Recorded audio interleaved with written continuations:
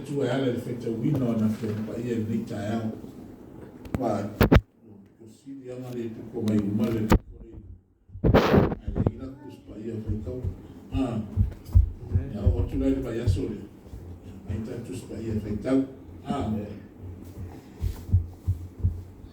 ole a mawata tu matua mai foi un vale ai foi vale a ua tū mai sa kaio ua whape mai leani ie whaauta o le a o vai waina atua o mea ie matitiba a whai foi ua ti ngā se tasi lo tua o te tau ia tuai e tai wha o le manatu tato la uma ni tao e fa pea o le power o le malosi o le tangata whaafowina Mene. o le power o le malosi o le tangata whaafowina nare wina ese makaukia ese makaukia ma le malosi o le tangata ua whaafowina o le tangata ua salamo Mene. ese makaukia le mwhai ka offices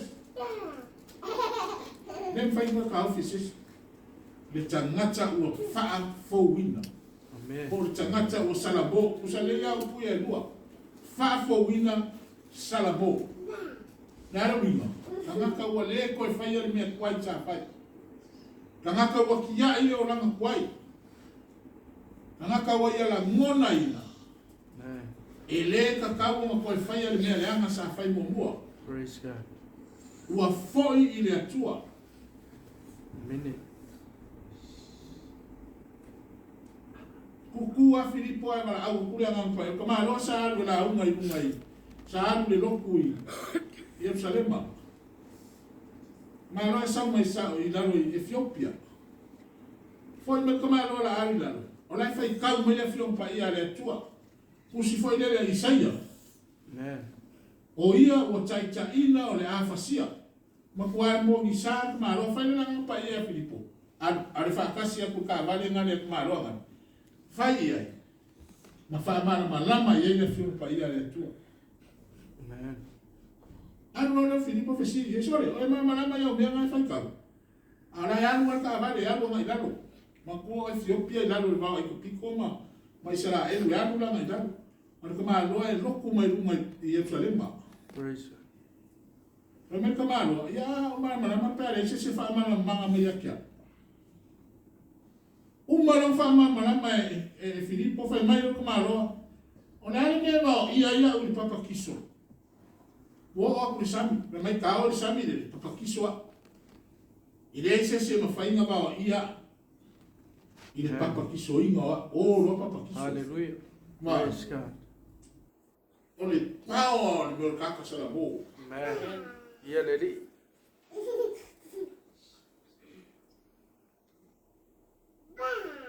Aluare. Eu ia ai eu ia ai amang o fiu e ai wale ai o ai ia kwa wale o kere nga e ia wala ngoma tomaro e kametiki sinero koi fo no koi fo i lo kama ale wa uma wa ilo le ni wale ai manyanga mea o lawa talo e karafu Amen. ya me fa fo ia kama de fefe fo i lo kama Pau ai o meu, foi meio como é que agora com a rua o sou cari. Ai me cau kia. Agora com a rua o sou cari a cau o sou onga. Praise God. Porque não le winga ngabia.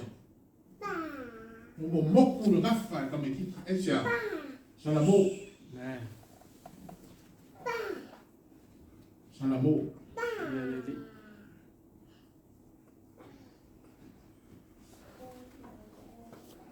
O kana le sata to feta wina. O i ka ke no le pao o le kanga salamo.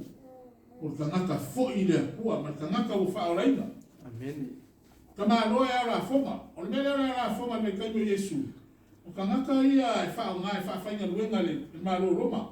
Kangaka Israel whainga luenga le malo Roma. E o e ao la fonga kangaka.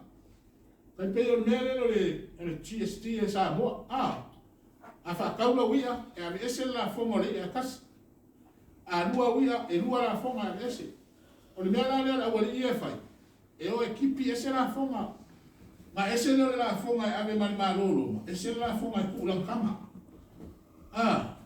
Lea langa ya lenga kau kangaka isala e lua wale ia. Kangaka ngasala. Le iei masika maa loa leo ai. Oi lenga whaika o kakokara. Sakayo. Kamaloa la lea. E pupu. Wale lang whaalong. Wale lang whaalong. Olongo kamaloa le. I kala ya Yesu.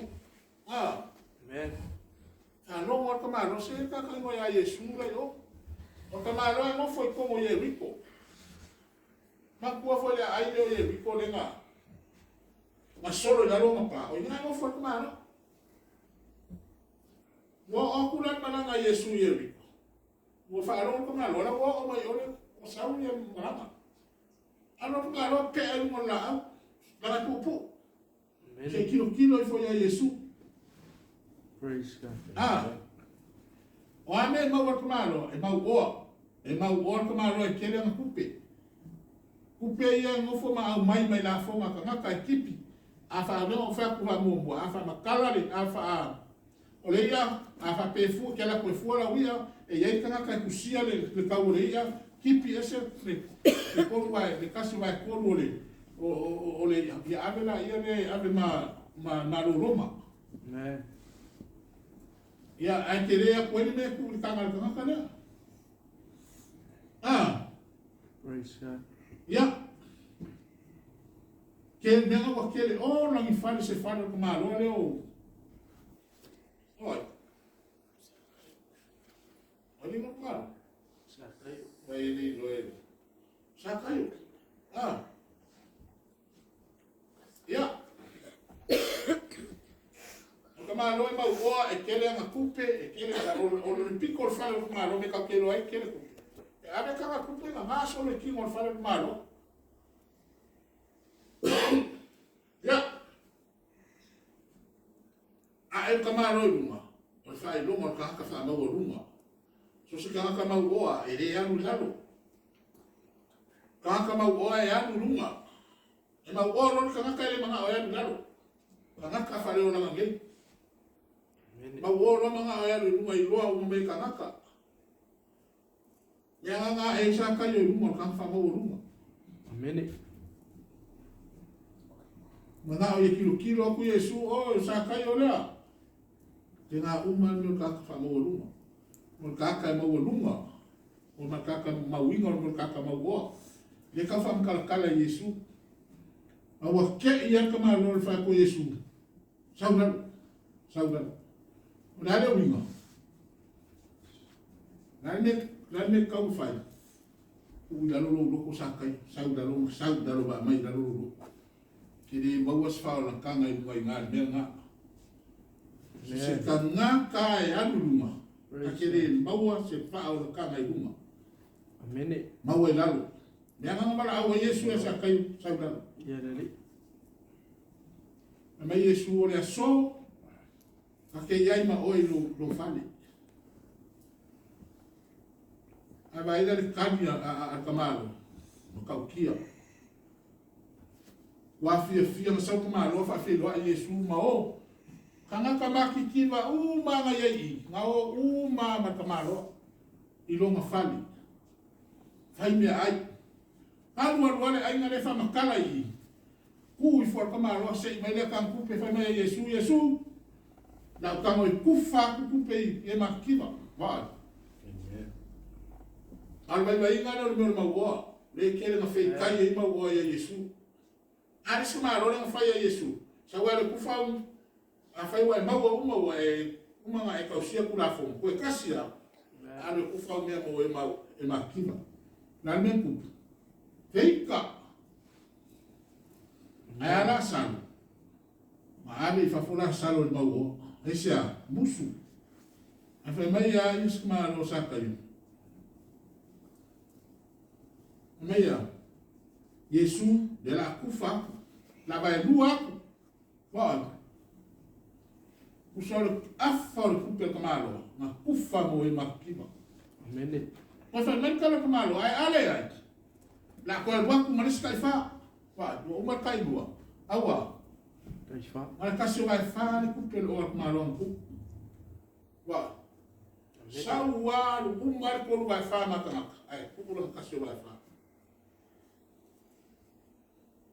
Le power now no kaksalmo. Hallelujah. Power na mo kakfaula ina.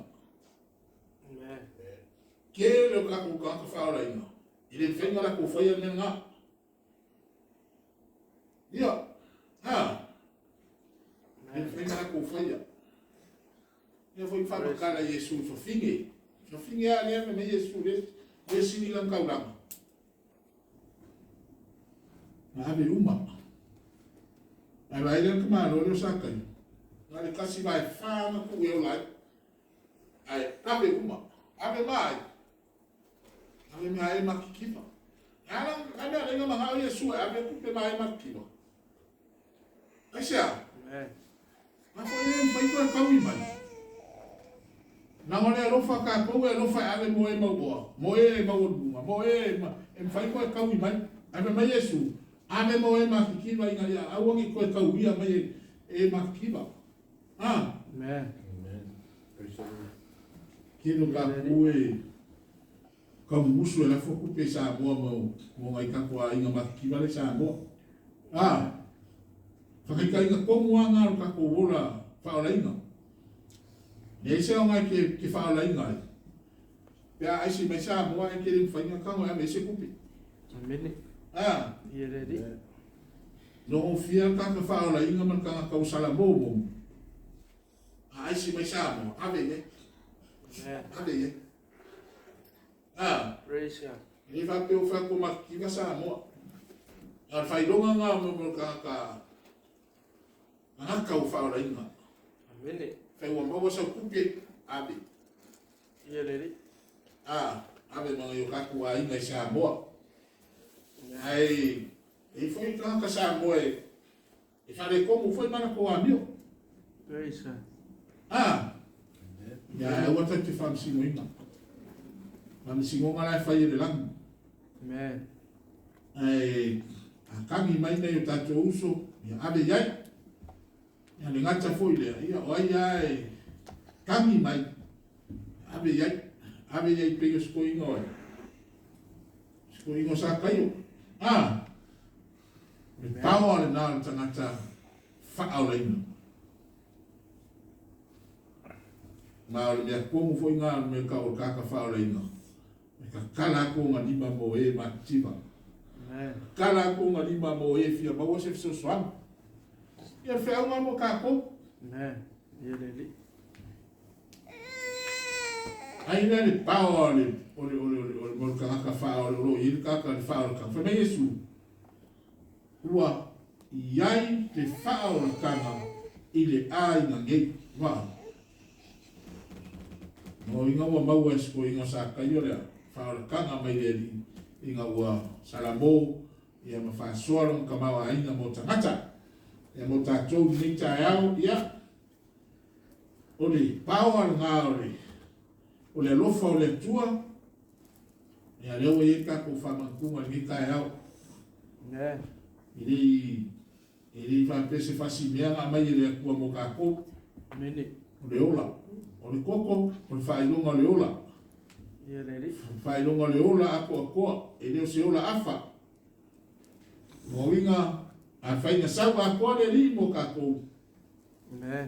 Ka ko wo a koa le li. Ah. Ko wo a ko le ni Amen. no fe au ko na mo ta tu ni ta au Praise God. Ia le ready. a no foi mai o e mo sa so o le a no foi mai o e le la o pese le foi pese Amen. de le la ka lo Ai le iso wa lofa mo e maki. Amen. Ai le lo faso. Ni bango e ka ku le manguia mai le. Praise God. O anga ya lofa. Mai Yesu. A lofa ye ika mai. Yana ka ole lofa mo. Ah. Amen. You ready? Ai o ka kia lofa mo e la mai ika ko bia. Praise God. Ako wa lofa ye le bango me se mea. Amen. A lofa ye. Makwale ai se me o yumalima. Ah. Amen. Ya, se au na mo tato. Ya na rufa mai ile ku ya ka ko ya le Yesu. Ame ese ale o lo Yesu kanaka. Inga ia ona kanaka. Amen. Ba, ile ya nu Yesu mo so ma ole lunga. Praise God. Na ku le o lo Yesu kanaka.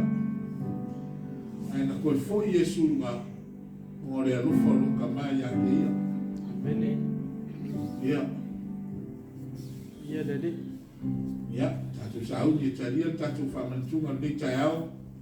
Praise God. Talia maluloko akoa e kingo kako wali o Yesu Kristo. Talia malu faku. Talia malu mga ole afa ola inga kako. Ya kako mau sala mo bongi ma ya ke ya. Kako fo ya kule ya ke ya ilunga la. Amen. Amen. Amen.